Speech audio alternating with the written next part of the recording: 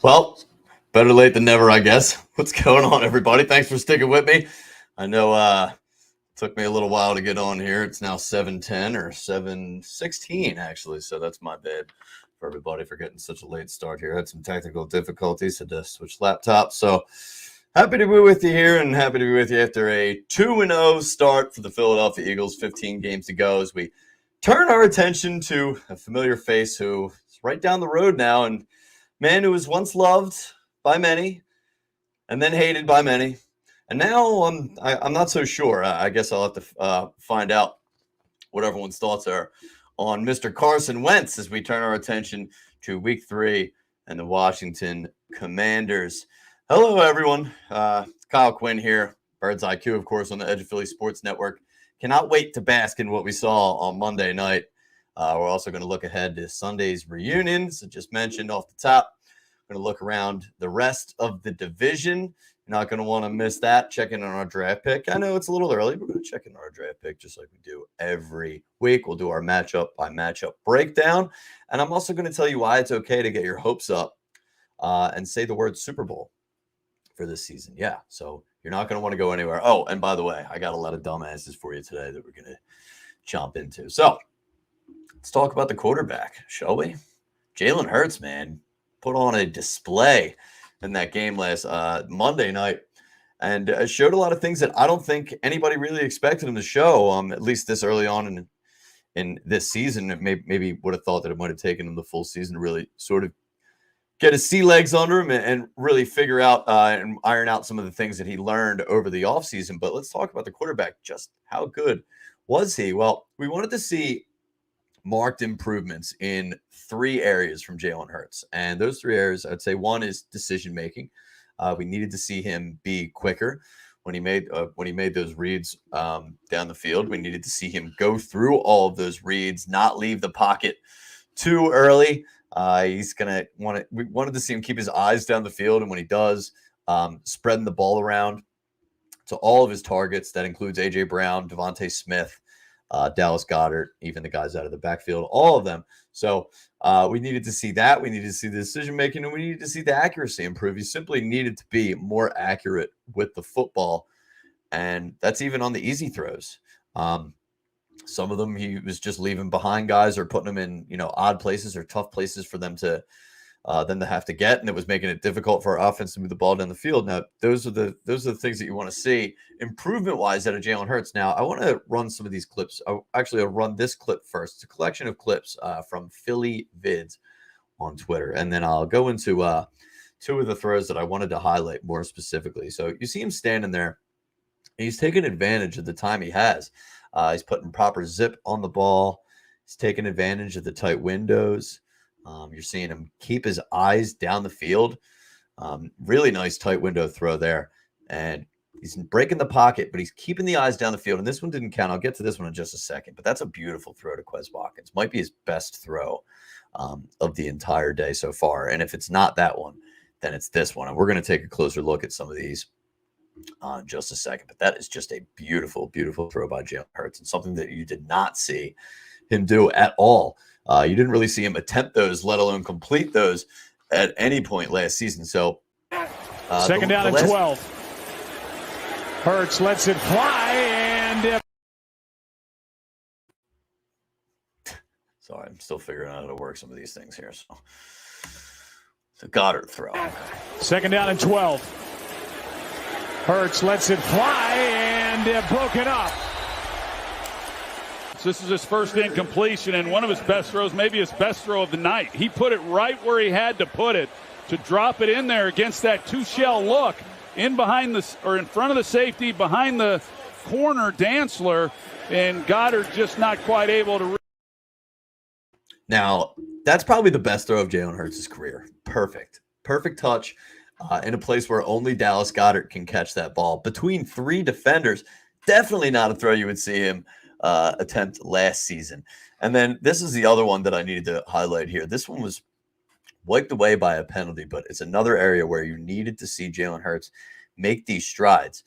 He leaves the pocket Doesn't look to run immediately, though. Note that he runs to his left, which was another area of weakness that we noted last season. Keeps his eyes down the field, sees Quez Watkins break free, hits him perfectly along A lot of grass in there for him to throw the football, and he's taking advantage of it. Hurts flagged down. Hurts completes to Watkins. Let's watch that again. A lot of grass in there for him to throw the football, and he's taking advantage of it. Hurts flagged down. Hurts completes to Watkins. That's a strike, and that's a really nice play by Quez Watkins to get both feet in. Unfortunately, it was called back by a penalty, but that's very encouraging.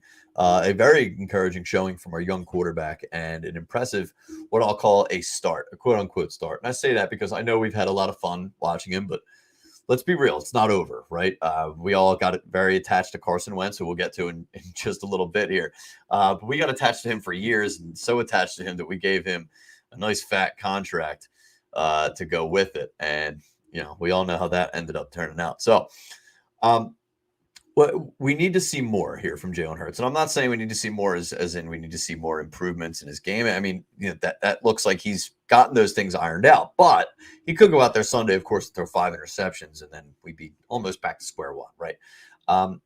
We need to see consistency. What separates the goods from the greats is consistency. We need to see him string together, I'd say, multiple similar performances to this before we really start making any declarations. I mean, at least for this season. I don't think after Carson Wentz, I'm ready to say at any point that a guy is going to be our quarterback for the next 5 years, just because the NFL nowadays is so unpredictable that you just have there's so many different variables that could come into play. So you have no idea what's going to end up happening. And this is such a year-to-year league now where QBs are just hopping around, and you never know who's going to be where one year to the next. So I am only in the business of making declarations for this season, and I'll say next year, because we have to make a decision about Jalen Hurts going into next year and the year after, when he's going to be looking for that contract. So if he puts together a few more games like this, and there are a few more games in a row, and he's really moving along through the season, and you really feel like this is a guy that you can rely on to throw your way to winning a game, then yeah, I'm going to be all in on this guy when it comes to him being the quarterback for this year, next year, and however many years they want to lock him up to in that contract. That's going to be something that we debate all off season. How much Jalen Hurts is worth, how he's going to be able to pull off there. So that's going to be something that we're going to want to be looking at for sure. He had two different. I think when you look at the week 1 game and the week 2 game, you saw Jalen Hurts go up against two pretty much completely opposite defensive approaches when it comes to how to defend Jalen Hurts and the Eagles offense, right? You had the Lions defense, who was just doing 0 blitzes or cover ones and leaving either one safety or just nobody back there at all, and just sending the house to Jalen Hurts and trying to get him off his spot. And, well, we saw Jalen Hurts was able to beat that. And then the next week, you saw Ed Donatel basically pulling the Jonathan Gannon approach and just trying to keep everything in front of him, playing this really awful, soft cover 2. And this was something that you wanted to see Jalen Hurts be able to do as a young quarterback, is be able to sort of see that zone and just pick it apart, right? I mean, how many times had we seen average to above average quarterbacks last season just look at Jonathan Gannon's soft zone and just say, yeah, I'm going to take everything that you're giving me here. And they would. They're complete like 90% of their passes. That was Jalen Hurts on Monday. He had like 83% completion percentage. He was outstanding. So he faced two different defenses.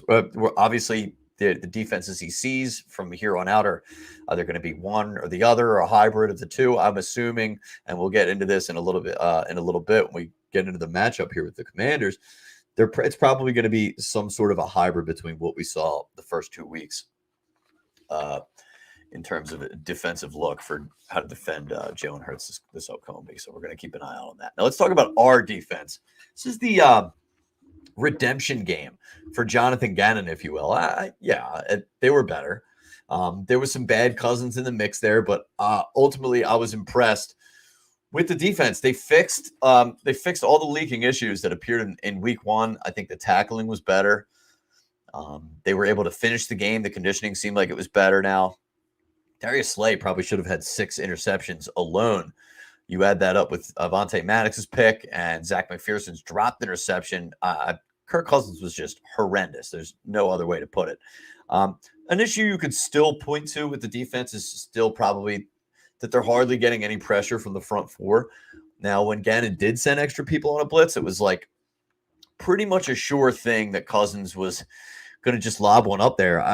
I'm serious. He looked like a rookie, and he's not a rookie. So I do have to give credit for Jonathan Gannon, the defense, for getting off his spot. Now, I heard that there were points in the game where Gannon was literally telling Slay, and Maddox what play was about to come from the Vikings.